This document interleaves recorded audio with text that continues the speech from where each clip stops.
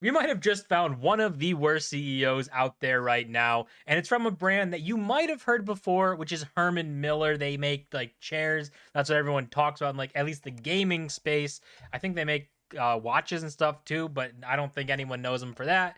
But their CEO came out with a video talking to their employees because they were cutting the employee bonuses, the $6,000 bonuses, something like that.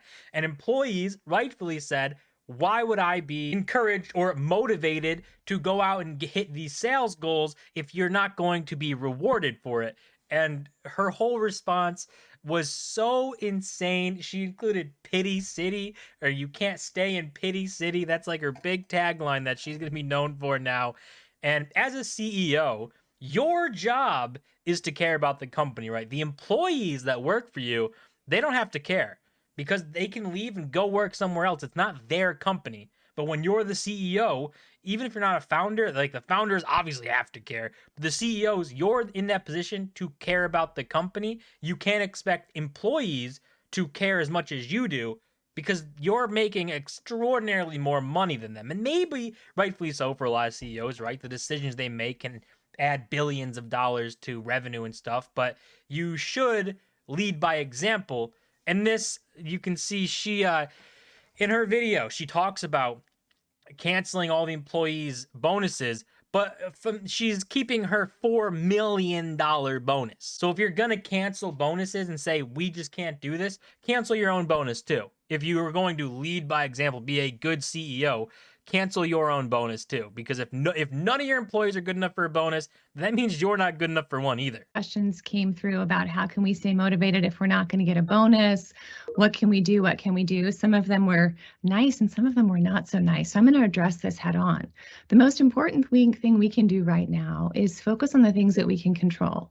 None of us could have predicted COVID. None of us could have predicted supply chain. None of us could have predicted bank failures. But what we can do is stay in front of our customers, provide the best customer service we can, get our orders out our door, treat each other well, be kind, be respectful, focus on the future because it will be bright. So even in opening statements there, immediately she seems a little aggressive. She seems like, going after the employees instead of actually being with them, kind of saying, "Oh, you got to just work through it. How do you stay motivated? Just work through it." But what you like, she got to be brain dead in what the situation is right now. The economy's not good. Inflation's out of control. Cost of living skyrocketing. People need money to buy things. And if you're telling them, well, go make your sales, hit the sales goal, and you won't be rewarded for it, it's a right conversation to look at you and say, why should we do that? What's the point if you don't get rewarded? If you have a sales goal and you typically get a bonus for hitting it, but you're not this time, then what's the point? Especially when you are keeping your own bonus and $4 million, keeping that. And well, you're worth it, but the employees aren't. It's not good to be in a situation we're in today, but we're not going to be here forever. It is going to get better. So lead by example, treat people well, talk to them, be kind, and get after it. Don't ask about what are we going to do if you don't get a bonus? Get the damn $26 million. Spend your time and your effort thinking about the $26 million we need and not thinking about what you're going to do if we don't get a bonus. All right? Can I get some commitment for that? I would appreciate that. I had an old boss who said to me one time, you can visit Pity City, but you can't live there. So people, leave Pity City. Let's get it done. Thank you. Have a great day. I think the ending to that really sums everything up, sitting there and going like this, like you just said something that matters. You're just basically telling people, go do your job, and you're not going to get your typical reward for doing your job, but you should still do it. Why? Why would people do that? Well, you keep your own bonus. You should slash your own. If you wanted to lead by example, you should slash your bonus, and you don't get one. If employees don't get one, you don't get one either, because that means you didn't do your job good enough. As a CEO, if you did your job the right way, everyone would be able to get their bonuses. But if you have to cut bonuses, that means you made a bad decision somewhere. You made a problem. So you should cut your own bonus and lead by example. On top of the employees here at this company, at any company, do not care and should not care about the company they work for more than the CEO. That's what you get paid to do. That's why you get paid millions of dollars, because you have to care about this thing and you have to make sure that it keeps going. Employees shouldn't have to do that. You need to care. They need to get paid. And they're worried about bonuses probably because they need that money. It's not like they just want to be like, yeah, I want to take this money from Herman Miller. They probably need that money. They probably want to make some sort of payments, be able to afford things. They're not just sitting here trying to rip off Herman Miller, because if they were, they'd probably be getting a $4 million bonus for making bad decisions. And unsurprisingly, there was an apology that came out from all of this. Would you imagine that? Saying to your employees, get out of Pity City, and pretending to do a mic drop on them isn't really the greatest approach when you're talking to people who are making your company run. You can see this says, hey everyone, I'm sure you've seen the media coverage about the town hall meeting we hosted a few weeks ago. As I share in my first note to you, it is my job to be open and direct and ensure that everyone has the information they need to row in the same direction and achieve the goals we all work so hard to accomplish. As a leader, I try to always pick the right words and tone to inspire and motivate this incredible team. I want to be transparent and empathetic.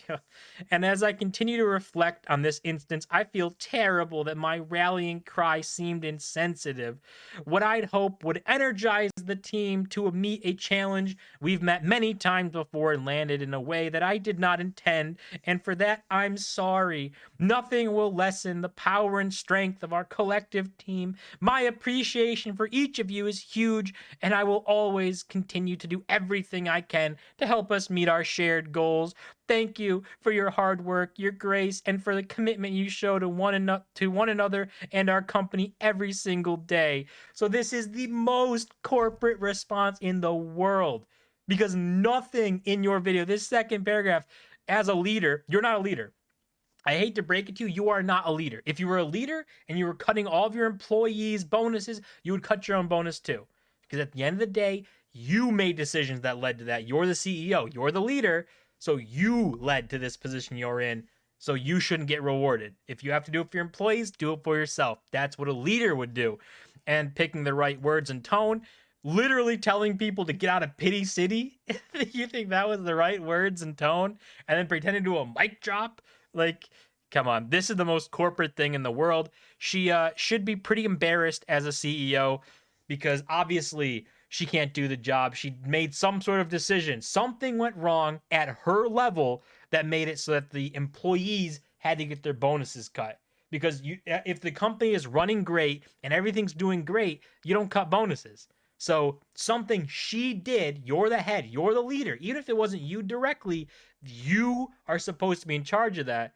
And if you did not do your part to protect your employees, to make sure that the company is good enough to get what they were getting before, then you need to cut your own too. If you're saying everyone is getting their bonuses cut and you're still getting yours, you should cut your own bonus, or you should take your bonus and split it up amongst all the employees, even if it's $1,000 an employee or even a couple hundred.